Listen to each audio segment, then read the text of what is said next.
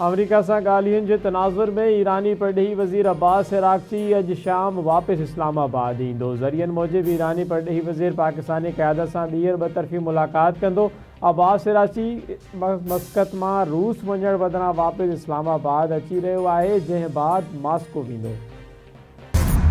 White house में media dinner दौरान firing, अमरीकी सदर समेत समूरा माण्हू वाक़े में महफ़ूज़ रहिया। हमलेआवर पकड़ियो वियो। डोनाल्ड ट्रंप खे हिफ़ाज़ती घेरे में ॿाहिरि कढियो वियो। सदर ट्रंप महफ़ूज़ हंधि मुंतक़िल। तक़रीब में अमरीकी सदर जे ख़िताब खां अॻु फायरिंग जो आवाज़ अचण ते सीक्रेट सर्विस हरकत में अची वई। जवाबदार खे गिरफ़्तार कयो वियो। परॾेही मीडिया मूजिबि अमरीकी सदर ख़ैरियत सां आहे ऐं महफ़ूज़ हंधि मुंतक़िल कयो वियो आहे। मां ई हमलेआवर जो हदफ़ हुयसि। फायरिंग जो ईरान जंग सां को ताल्लुक़ नाहे। शकी शख़्स 50 गज़ परे खां हमले जी कोशिश कई आहे। अमरीकी सदर डोनाल्ड ट्रंप जो व्हाइट हाउस मीडिया डिनर में फायरिंग जे वाक़े ते रद्द अमल। संदसि चवणु आहे त हीउ चरिया माण्हू आहिनि ऐं उन्हनि खे मुंहुं ॾियण जी ज़रूरत आहे। शकी शख़्स वटि खोड़ सारा हथियार हुआ। सीक्रेट सर्विस तकड़ी ऐं बहादुरीअ सां कार्रवाई कई। सदर आसिफ अली ज़रदारी जी वाशिंगटन में मीडिया डिनर में फायरिंग वाक़े जी मज़म्मत। सदर जो डोनाल्ड ट्रंप ऐं ख़ातून अव्वल मिलानिया ट्रंप जे महफ़ूज़ रहण ते इत्मिनान जो इज़हार। सदर ज़रदारी जो चवणु आहे त फायरिंग जो वाक़ियो खुलियल दहशतगर्दी आहे, जंहिंजी जेतिरी मज़म्मत करे ओतिरी घटि आहे। वज़ीर आज़म शहबाज शरीफ़ जी वाशिंगटन में फायरिंग जे वाक़े ते ॻणतीअ जो इज़हार। चवे तो व्हाइट हाउस कोरेस्पोंडेंट्स डिनर में फायरिंग जे वाक़े ते सदमो पहुतो आहे। सदर डोनाल्ड ट्रंप ऐं फर्स्ट लेडी जे महफ़ूज़ रहण ते इत्मिनान मिलियो आहे। मुंहिंजूं हमदर्दियूं ऐं दुआऊं अमरीकी सदर सां गॾु आहिनि। अक़लियतनि जे हक़नि जे हवाले सां पाकिस्तान ऐं भारत जो को मुक़ाबिलो नाहे। पाकिस्तान में समूरनि शहरियुनि खे बिना इम्तियाज़ मज़हबी आज़ादी, बराबर हक़ ऐं मुकमल रियासती तहफ़ुज़ हासिल आहे।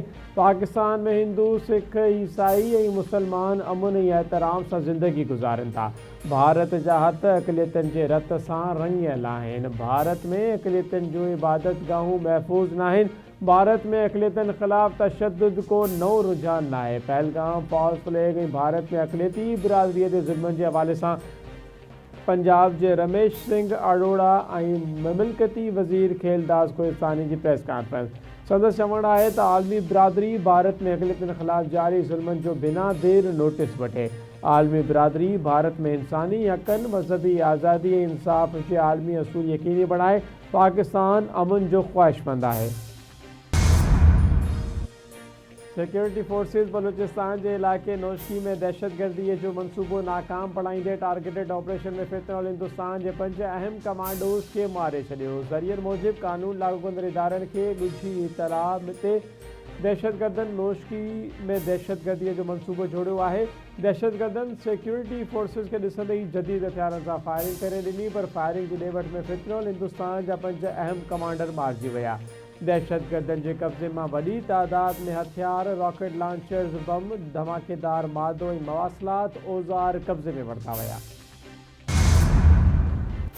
सदर आसिफ अली ज़रदारी 5 ॾींहंनि जे सरकारी दौरे ते चीन पहुतल। चीन जे शहर चांगशा पहुचण ते हुनान सूबे जे अवामी कांग्रेस जे नायब चेयरमैन हो ज़ुशिंग पारां सदर जी शानदार हाज़िरी। सदर आसिफ अली ज़रदारी दौरे दौरान चीनी क़यादत सां मुलाक़ातूं कंदो। सिंध हुकूमत ऐं चीनी कंपनियुनि विच में मुख़्तलिफ़ मुफ़ाहिमती याददाश्तनि ते सयूं कयूं वेंदियूं।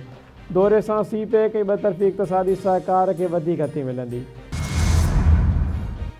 टंडो मस्ती भरिसां ॻोठ बिठो चांडियो में कारा इल्ज़ाम हेठि बेदर्दी सां क़त्ल कयल नारी ख़ालदा और रुबीना चांडियो केस। पुलिस पारां सहूलियतकारीअ जे इल्ज़ाम हेठि गिरफ़्तार 10 जवाबदार रानीपुर सोबोदेरो मजिस्ट्रेट जी अदालत में पेश। अदालत जवाबदारनि खे 2 ॾींहनि जे जिस्मानी रिमांड ते टंडो मस्ती पुलिस हवाले करे छॾियो। पुलिस जी 14 ॾींहं जी रिमांड वारी दरख़्वास्त रद्द।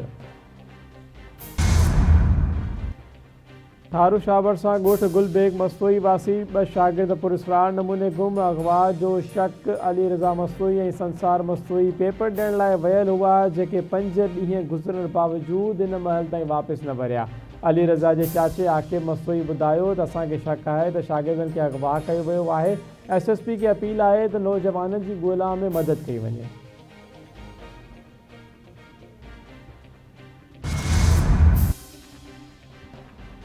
सिंध समेत मुल्क के मुख्तलिफ़ इलाक़नि में गर्मी की लहर बरक़रार। ईंदड़ 12 कलाकनि दौरान मौसम गर्म और खुश्क रहण की अक थी। मौसमियात खाते मूजिब ईंदड़ कुछ कलाकनि दौरान बरसात जो कोई इम्कान ना है। ॾींहं के वक्त गर्मी पद में वधीक इज़ाफ़े जो इम्कान है।